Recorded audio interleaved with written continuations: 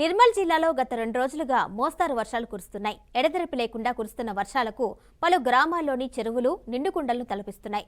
లోతట్టు ప్రాంతాల్లో నీరు నిల్వ ఉండడంతో ప్రజలు ఇబ్బందులు ఎదుర్కొంటున్నారు.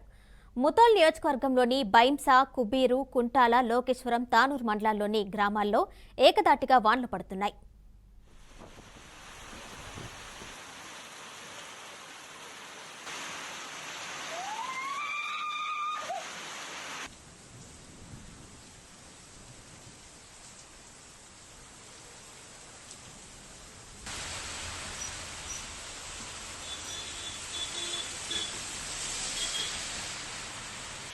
भी साफ हो जाए।